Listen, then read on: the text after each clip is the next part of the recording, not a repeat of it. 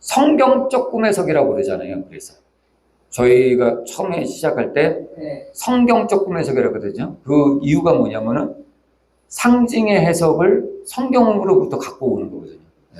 나중에 이제 이 상징 해석의 원리 네 단계가 있어요. 근데 이 첫 단계가 이 상징의 의미를 성경에서부터 갖고 오는 거예요. 그게 왜 성경에서부터 갖고 와야 되냐면, 성경은 하나님의 감동으로 쓰여진 거잖아요. 그렇죠? 왜 성경은 하나님의 감동으로 쓰여져서 하나님께서 택하신 선지자나 또 하나님의 택하신 백성을 통해서 성령의 감동으로 쓰여진 책이거든요. 근데 꿈 환상도 예언도 하나님께서 주시는 거거든요. 그러니까 성경에 쓰여진 상징이랑 또 꿈 환상 예언을 통해서 우리가 받은 상징이랑 저자가 똑같은 거야. 저자가. 감독이 똑같다고, 감독이. 그러니까 어떻게 했어요? 물론 이 영화 감독이 쓸 때 상징을, 예를 들면 뭐 상징을 하나, 암시적인 상징을 하나 던질 때 그게 바뀔 수도 있어, 뜻은. 그렇지만은 살짝 정도는 바뀔 수 있겠죠. 그렇지만 완전히 180도 바뀌진 잘 않겠죠. 그렇죠? 그렇지만 어쨌든 이 감독은 이 상징을 다른 영화에서도 똑같이 사용할 수가 있죠. 그래서 뭐 1편 나오고 2편 나오고 3편 나온다 하더라도 등장인물의 캐릭터에 대한 상징은 1편이나 2편이나 비슷하게 가잖아요. 그렇죠? 그거 마찬가지예요.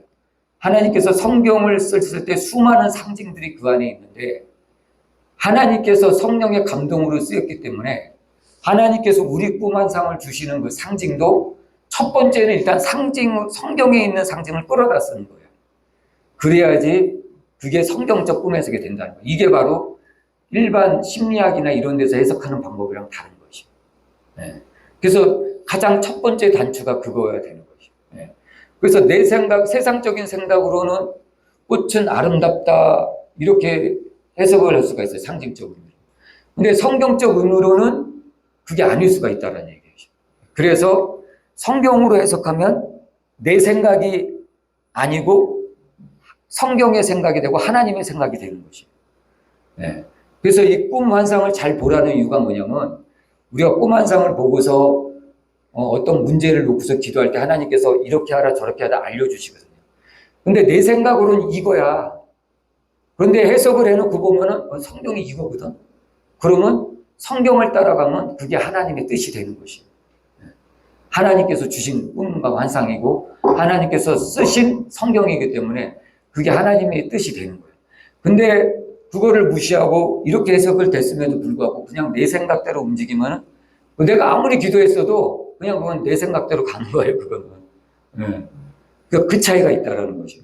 그래서 이제 여기서 그럼 꽃은 무엇이냐? 그걸 해석해야 되는 것이에요. 그래서 성경에 보면은 물론 꽃은 아름다움일 수도 있고 사랑일 수도 있고 또 꽃의 종류에 따라 틀릴 수가 있어요. 여기서 꿈에서는 지금 무슨 꽃인지 혹시 없어요? 하여튼 꽃이야. 여러 종류의 꽃이었다. 그러면은 여러 가지 의미가 있어요. 지금 우리가 얘기했듯이 장미꽃은 사랑을 의미할 수도 있죠. 그렇죠? 그리고 또 튤립 같은 거는 또 무슨 꽃말이 있죠. 그렇죠? 그다음에 백합 같은 경우는 성경에는 예수님으로 표현하고 있죠. 그렇죠? 이런 상징들이 있어. 근데 꽃이 여러 종류야. 그럼 그런 상징들을 다 내포하고 있다라는 얘기예요.